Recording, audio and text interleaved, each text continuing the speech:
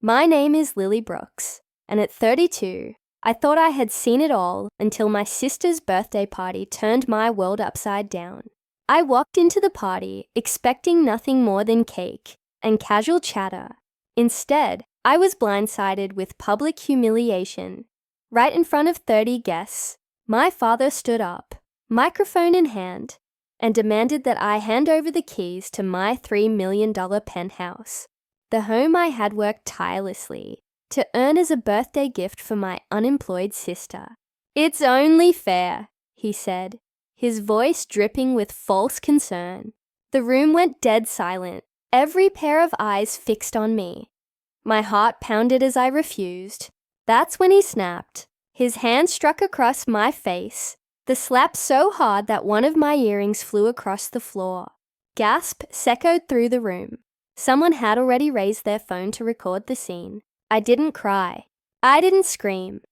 He calmly picked up my earring, gave my sister a cold smile, and walked out. In the hallway, I pulled out my phone and pressed a button. 30 minutes later, a woman stormed into the party. "You have 5 minutes," or she said, her voice like steel.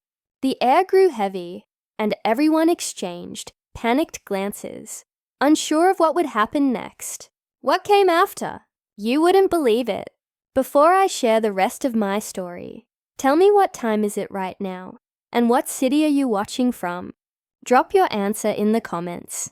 I'd love to know where this story is reaching you. That evening, I stepped into my parents' luxe home in Atlanta for Tarara's 35th birthday party. The place screamed wealth, marble floors, floor-to-ceiling windows, Askeline view that could make anyone jealous. My father had gone all out, hiring a private chef and a string quartet with crystal chandeliers, casting light over the catered spread. I'd chipped into $300 for vintage wine and another $500 for the chef. Not a word of thanks. Instead, my mother breezed past me, fussing over the dessert table like I was invisible. As guests arrived, I scanned the room. My older sister, the guest of honor, floated in, wearing a designer dress, her laughter loud and carefree. My parents beamed, calling her the star of the night, despite her being 35 and jobless for years. "She's just finding her path," my mother said to Aunt Nancy, who nodded like it was gospel. Meanwhile, I stood there, the 32-year-old CTO of a tech startup, my penthouse worth $2 million, and felt like a stranger. Dad pulled Tara into a hug, praising her charm, her grace qualities. I apparently lacked, because I chose a career over a husband. The comparison started early. "If only you were more like your sister," Mom whispered when I offered to help with the guest list. Less ambition, more warmth. It stung, but I swallowed it. Aunt Nancy chimed in, her voice sharp. "All that tech stuff, does it make you happy, Lily? Or just rich?" Uncle George laughed, sipping my wine, and said, "She's too busy for a family." Even cousin Tyler, barely 30, smirked. "What's the point of a fancy job if you're alone?" The room buzzed with their judgment, each comment a jab at my choices. I tried to blend in, making small talk with neighbors and family friends. I smiled at their stories, nodded at their compliments for Tarara's free spirit, but the air felt heavy, like I was on trial for daring to succeed. My parents didn't acknowledge my role in the party's budget, didn't mention my promotion last month, didn't care that I'd built a life from scratch. Tara, meanwhile, soaked up the praise. Her fiancé, Ethan, by her side, both of them basking in the spotlight. I caught their eye once, hoping for a flicker of gratitude. She looked away. "You're welcome for the wine," I said under my breath, knowing she wouldn't hear. I moved to the bar, pouring myself a glass of the wine I'd paid for. A family friend, Mrs. Larson, approached her, tone ping. "You must be so proud of your sister," she said. "She's got such a bright future." I forced a smile, my fingers tight around the glass, proud of what Tara hadn't worked a day in years, living off my parents' handouts while I climbed corporate ladders. Yet here she was, the golden child, while I was the outcast for choosing a different path. My chest tightened, but I pushed the hurt down, refusing to let them see me crack. As the quartet played on, Dad raised a glass, toasting Tarara's vibrant spirit. The guests clapped their cheers, echoing off the penthouse walls. I stood in the corner, my stomach twisting. I wanted to belong, to feel like part of this family. So, I stayed pasting on a smile, shaking hands, laughing at bad jokes. But deep down, I knew this wasn't my place. The way they looked at me like I was too much, yet not enough, made that clear. I took a deep breath, straightened my shoulders, and decided to stick it out for now. As the birthday cake was cut, my father stood up with a microphone. The room quieted, the string quartet pausing mid-note.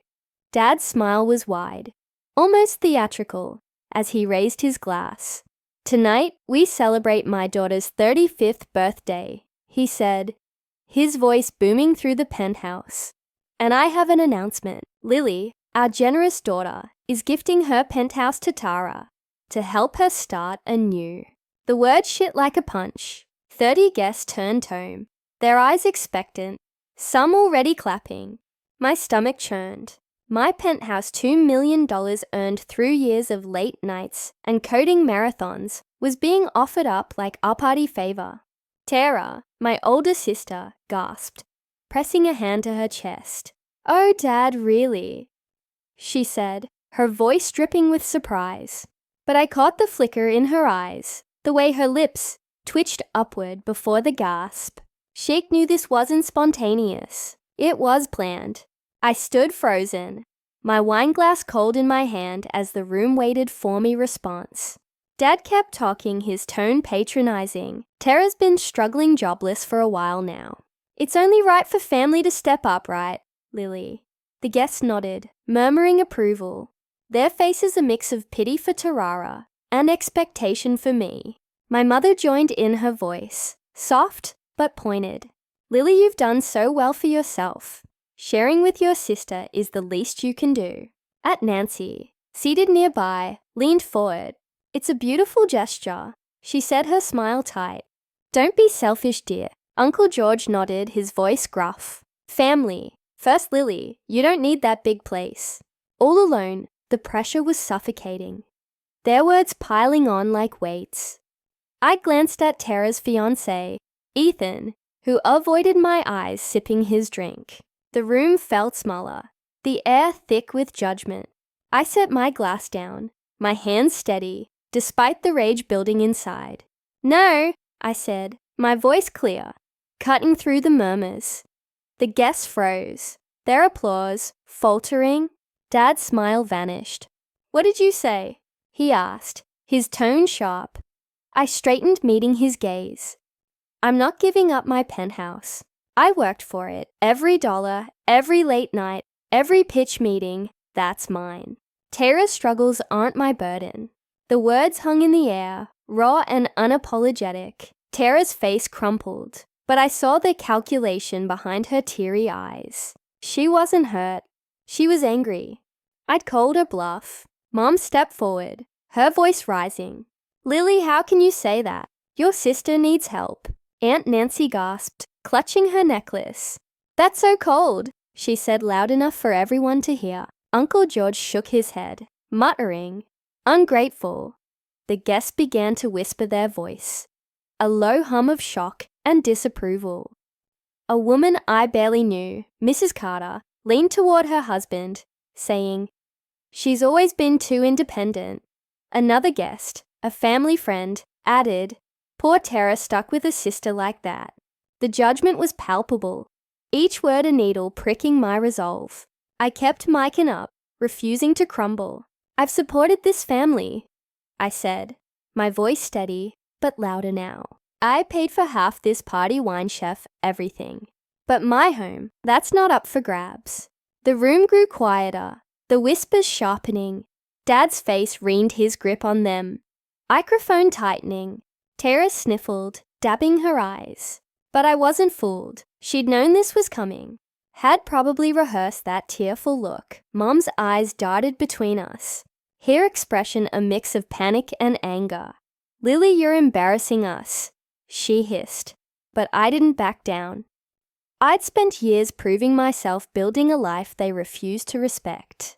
This was my line in the sand. The tension crackled, the guests shifting uncomfortably in their seats. A few pulled out their phones, their fingers shivering over screens, ready to capture whatever came next. I felt their eyes, their judgment, but also a strange sense of freedom.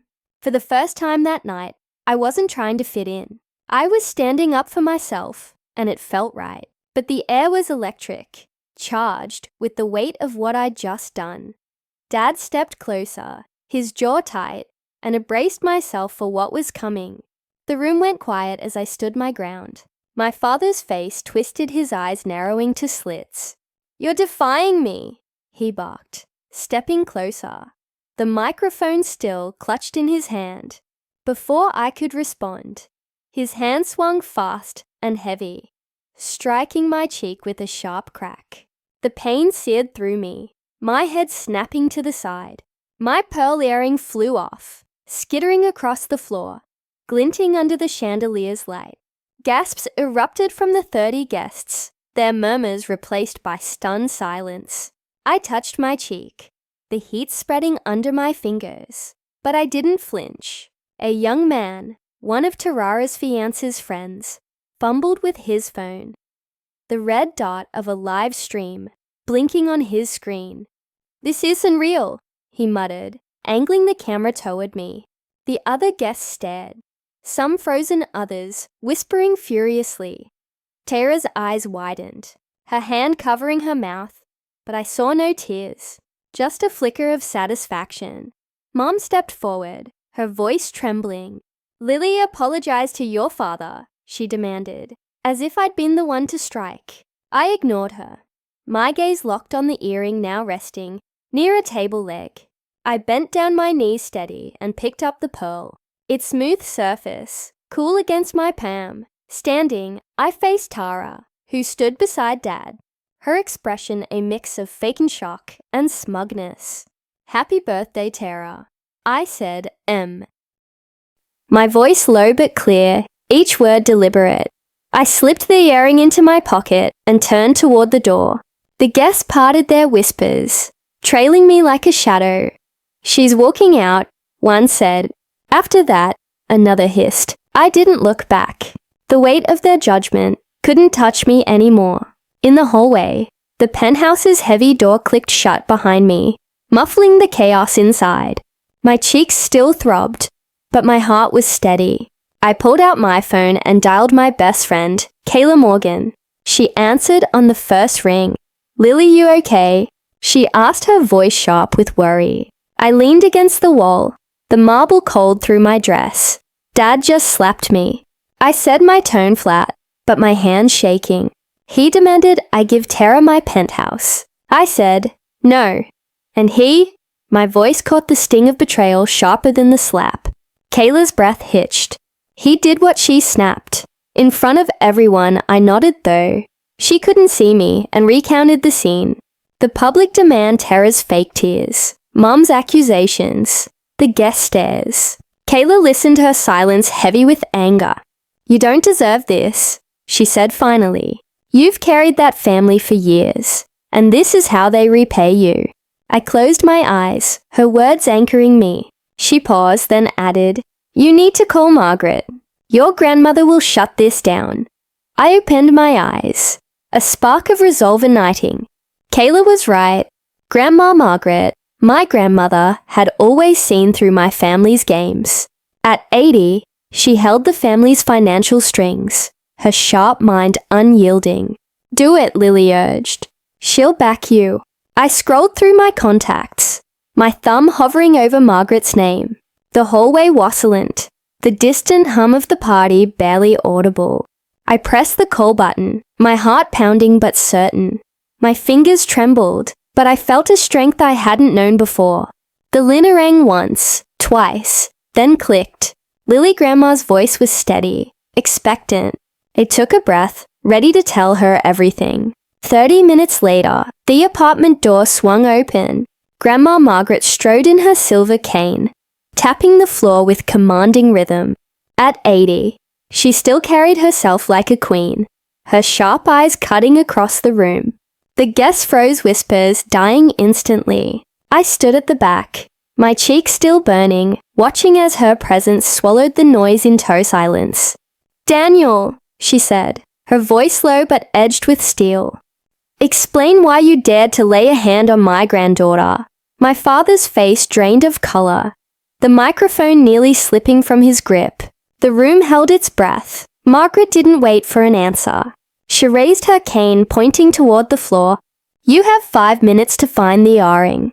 If not, I'll handle this myself." A jolt rippled through the guests. They exchanged uneasy glances. Tara dropped to her knees, scrambling across the floor, her designer dress dragging. My mother clutched my father's arm, eyes wide with panic. "Mother, please," she stammered. But Margaret lifted her hand, silencing her. Aunt Nancy and Uncle George stood rigid, their earlier smugness gone. I watched, my heart steady, yet heavy as Margaret turned to address the crowd. "Lily is the only one I trust," she declared, her voice carrying through the room. She built her life with her own hands. No excuses, no handouts. Unlike some of you, her eyes speared my father, then my mother, then Tara, who froze mid-search, her face twisting. "Daniel, you run a company, but can't run your family fairly. Susan, you coddled Tara in houselessness. And Tara," her voice dropped, not with kindness, "you've taken enough from your sister." Gasps erupted. Phones lifted, capturing every word. Margaret stepped forward, her cane tapping rhythmically. "I've made my decision," she announced, her gaze brushing mine. "I am rewriting my will. Everything, my estate, my investments, my properties, will go to Lily. Chaos broke loose." My mother let out a strangled cry, hands flying to her mouth. "You can't," she screamed, her voice cracking. Tara collapsed into a chair, sobbing uncontrollably, her tears no longer calculated but desperate. My father stood rigid, jaw clenched tight, while Aunt Nancy whispered, "This is so tragious," to Uncle George, who nodded, pale as stone. The guests buzzed, shock rippling across the room. Mrs. Larson clutched her purse, muttering, "She's leaving it all to Lily." Another guest, a colleague of Tarara's, shook her head. "Tara's finished now."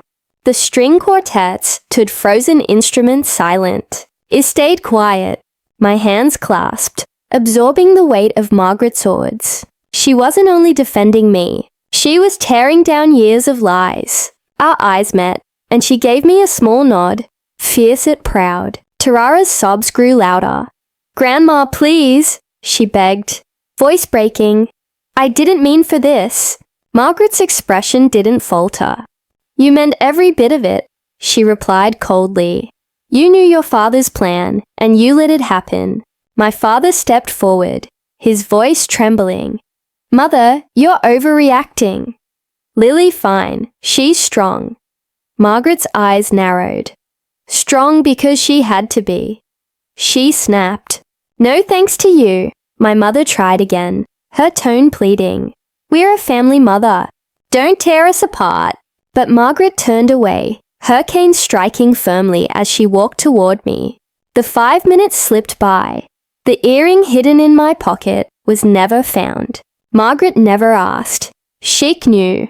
"This family has failed," Lily, she declared, her voice echoing. "You've shamed her, used her, and even struck her. No more." Guests shifted uncomfortably, some averting their eyes, others still recording. The air grew thick. The glamour of the party shattered. I stood still, chest high, but resolve unshaken. Margaret's words were my shield. Her decision, my lifeline. The chaos, my mother's panic. Tara's tears. My father's silence felt distant, like a storm I no longer had to endure. That night, in my own penthouse, my phone wouldn't stop buzzing. Notifications flooded my screen. The live stream from Tarara's party going viral. Comments poured in condemning my father's actions, and questioning the Carter family's morals. Disgusting behavior. One user wrote, "Lily deserves better."